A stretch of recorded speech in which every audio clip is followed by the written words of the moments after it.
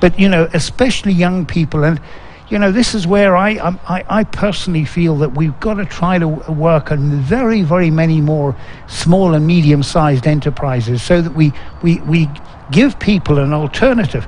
Very often in Kenya, let's face it, you're forced to be an entrepreneur. You don't have that natural skill, but the only way you're going to survive is by having, as you were mentioning a little bit earlier, your hustle, okay?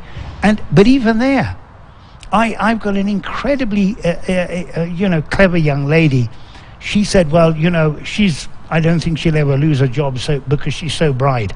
But this lady said, look, I'm going to start my side hustle. She started a shop. You've got to get all your licenses for this, that, and the other, and so on and so forth.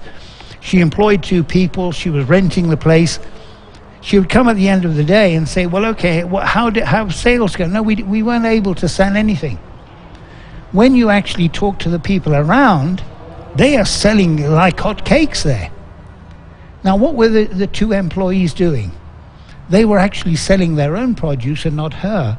So she had, after a number of months of losses, she decided to close the business. Now, this is happening again and again and again in Kenya. I could tell you so many stories like this. So we go back to the idea of trust. Yes. We've got to have honesty as one of our national values. We got to understand.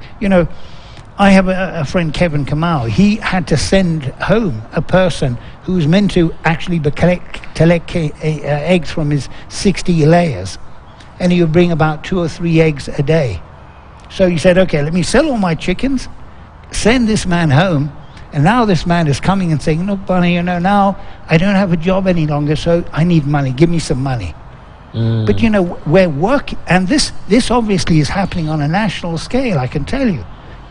When we were saying, the counties are going to provide more employment. For whom? For the MCAs, for the county governors. We have a Professor Ruth Kiraka at Strathmore Business School, and she actually carried out